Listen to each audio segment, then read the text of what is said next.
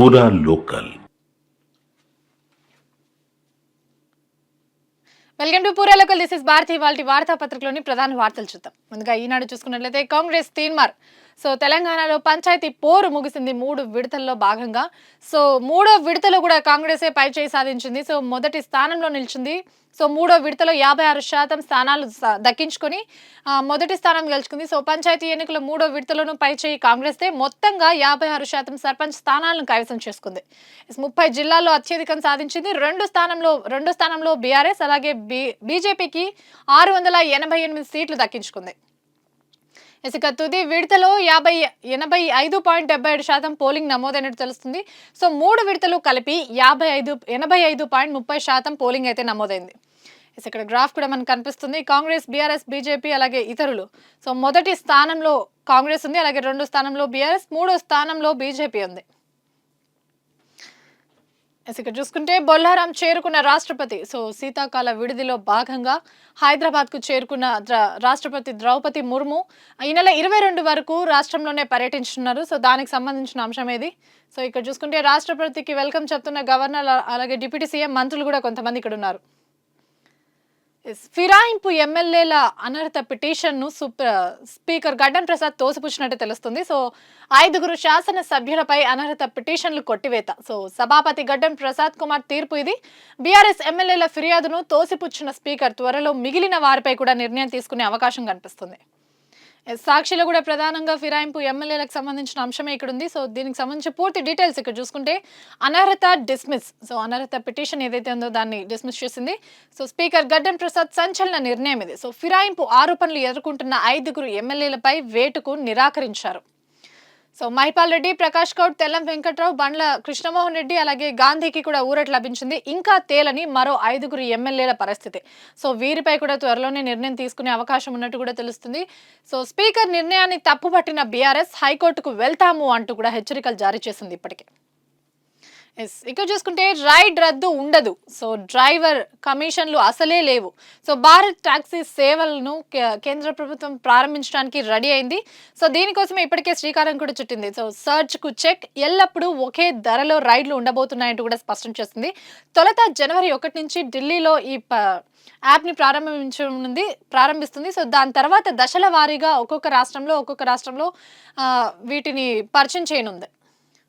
ఇక్కడ కూడా ఎమ్మెల్యేల ఫిరాయింపు అంశమే స్పష్టంగా కనిపిస్తుంది. సో పార్టీ ఫిరాయించినట్లు ఆధారాలు లేవు. పత్రికల్లో వచ్చిన వార్తలు ధృవీకరించరని టీవీ ఛానళ్ల వీడియోలను సమర్పించారు అంటూ కూడా గడ్డం ప్రసాద్ ఆయన స్పీకర్ చేసిన వ్యాఖ్యలు ఇవి. సో చట్ట ప్రకారం నిలబడే సాక్ష్యాధారాలు ఇవ్వలేదు. ఎమ్మెల్యేలు బీఆర్ఎస్ సభ్యత్వాన్ని స్వచ్ఛందంగా వదులుకున్నట్లేనని పిటిషనర్లు ఆరోపించారు. సో ఆ విషయాన్ని నిరూపించలేకపోయారు. శాసనసభ స్పీకర్ గడ్డం ప్రసాద్ స్పష్టీకరణ చేశారు ఈ విషయంపై. సో అనర్హత పిటిషన్లు కొట్టివేత, మహిపాల్ రెడ్డి, గాంధీ, ప్రకాష్ గౌడ్, అలాగే వెంకట్రావు, కృష్ణమోహన్ రెడ్డిలకు ఊరట లభించింది. సో నేడు మరో ముగ్గురు ఎమ్మెల్యేలపై నిర్ణయం తీసుకున్నట్లు కూడా స్పష్టంగా తెలుస్తుంది. ఇందాక చూసుకున్నాం కాంగ్రెస్ కమాల్. పంచాయతీ ఎన్నికల్లో 3 దశల్లోనూ కలిపి 7,093 సీట్లతో కాంగ్రెస్ పార్టీ అగ్రస్థానంలో నిలిచింది. సో కాంగ్రెస్ అభ్యర్థులు ఎవరైతే ఉన్నారో కాంగ్రెస్ మద్దతుదారులు, సో వాళ్ళు 7,093 స్థానాలని కైవసం చేసుకున్నారు. సో తుది విడతలోనూ పైచేయి కాంగ్రెస్దే. స్వతంత్రుల్లో 80% పైగా కాంగ్రెస్ రెబల్సే ఉన్నారు. సో ప్రమాణ స్వీకారం నాటికి వారంతా సొంత గూటికి చేరే అవకాశాలు కూడా కనిపిస్తుంది. వాటిని కలిపితే 64% పంచాయతీలు కాంగ్రెస్ చేతికే వెళ్ళినట్టే తెలుస్తుంది.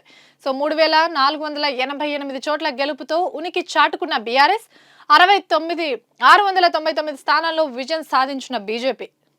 సో బీఆర్ఎస్, బీజేపీ రెండింటికి వచ్చింది 33%. మిగిలిన స్థానాలు లెఫ్ట్ పార్టీలు, ఇతరులవి. సో అసెంబ్లీ, పార్లమెంట్ ఎన్నికల కన్నా ఎక్కువ ఓటింగ్ జరిగినట్టే అధికారులు తెలిపారు. సో 85.30% అంటే తక్కువ కాదని చెప్పుకోవాలి. సో ముగిసిన పంచాయతీ ఎన్నికలు ఓటెత్తిన గ్రామీణులు. సో మూడో విడతలో 85.77%. సో ఇందాక 30 చూసుకున్నాం. సో ఈ నెల 22వ తేదీ సర్పంచ్ల ప్రమాణ స్వీకారం జరిగే అవకాశం కూడా కనిపిస్తుంది. ఇక చూసుకుంటే 8 నెలల్లో రాబడి 1,66,755 కోట్లు. సో తెలంగాణ రాష్ట్రానికి వచ్చిన రాబడి అని కూడా ఇది చెప్పుకోవచ్చు. సో, పన్నుల ద్వారా వచ్చింది 1,443,00,00,000 రాబడి. సో, అప్పుల సేకరణ 107% పెరిగింది. సో, 8 నెలల్లో వ్యాయం 1,54,499,00,00,000. సో, కాగ్ నివేదిక ద్వారా తెలుస్తుందిది. సో, కేవలం ఆర్థిక సంవత్సరం మొదలైన 8 నెలల్లోనే రాష్ట్ర ప్రభుత్వానికి ఇంత ఆదాయం అయితే వచ్చింది. సో, ఇదే ప్రభుత్వం బడ్జెట్‌లో అంచనా వేసిన మొత్తంలో 58.55% సమానం అని కూడా తెలుస్తుంది.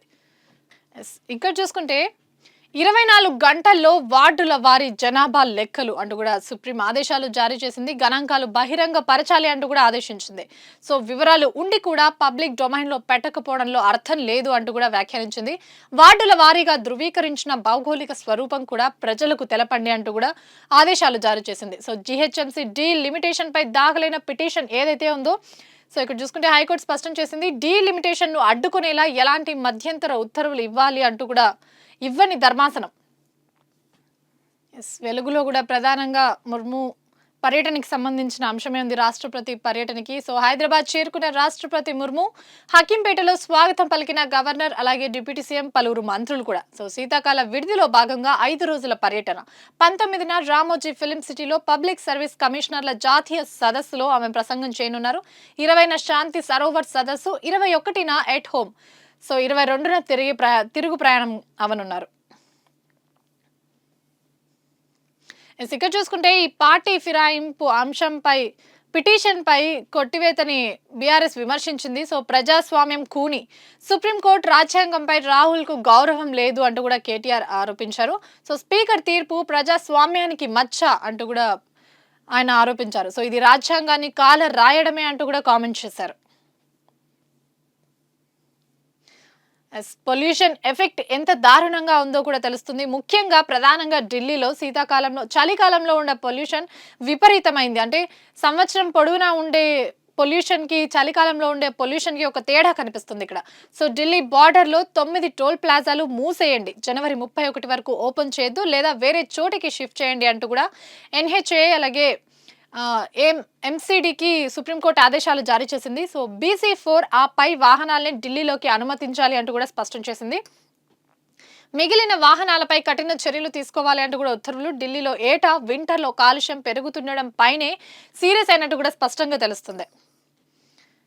ఇక్కడ చూసుకుంటే వరుస పన్నులు ఏంటి ఆంక్షలు విధిస్తున్న ట్రంప్ ఇప్పుడు మరికొన్ని ఆంక్షలు విధించారు. సో మరో 20 దేశాలపై ట్రంప్ ట్రావెల్ ఆంక్షలు విధించారు. సో కొన్నింటిపై టెంపరరీ, మరికొన్నింటిపై పర్మనెంట్. సో ఇప్పుడు విధించిన ఆంక్షలు ఏవైతే ఉన్నాయో కొత్త సంవత్సరం జనవరి 1 నుంచి ప్రారంభం కానున్నాయి, అమల్లోకి రానున్నట్టు కూడా తెలిపారు ఇక్కడ.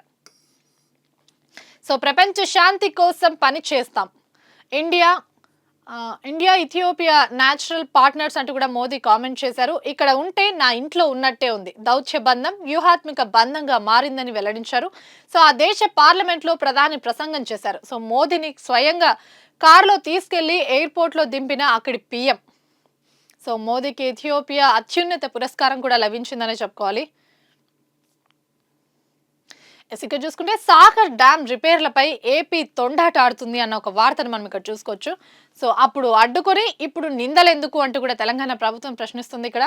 సో ఆనాడు తెలంగాణ మరమ్మతులు చేస్తామన్నా ఒప్పుకోలేదు, సగం ఆక్రమించుకొని తామే ఆపరేట్ చేసుకొని తామే మరమ్మతులు చేసుకుంటామంటూ కూడా బోర్డుకు లేఖ రాశారు. సో ఇప్పుడు రిపేర్ల సహా నిర్వహణ బాధ్యతలు ఏపీకే అప్పగించింది అప్పుడు బోర్డు. కానీ ఇప్పుడు తీరా తెలంగాణ రిపేర్ చేయట్లేదు అంటూ బోర్డుకు మరొకసారి లేఖలు రాయడం గమనార్హమనే చెప్పుకోవాలి. సో దీనిపై తెలంగాణ వివరణ కోరిన KRMB అలాగే బోర్డు తీరుపైన కూడా కొన్ని విమర్శలు అయితే వస్తున్నాయి. సిన్నాగా చూసుకున్నాం. సర్పంచ్ ఎన్నికలకు సంబంధించి 3వ విడతతో పంచాయతీ పోరు ముగిసింది. సో ఈ పంచాయతీ పోరులో గెలిచిన సర్పంచ్లు ఎవరైతే ఉన్నారో వారికి మొత్తంగా 22న ప్రమాణ స్వీకారం కూడా జరగనుంది. సో వార్డుల సభ్యులు కూడా అదే రోజు ప్రమాణ స్వీకారం. సో పంచాయతీరాజ్ గ్రామీణాభివృద్ధి శాఖ డైరెక్టర్ ఉత్తర్వులు కూడా జారీ చేశారు దీనికి సంబంధించి. ఇవి వాటి వార్తాపత్రికలోని ప్రధాన వార్తలు. మరిన్ని వార్తలతో మళ్ళీ కలుద్దాం. చూస్తూనే ఉండండి పూరా లోకల్.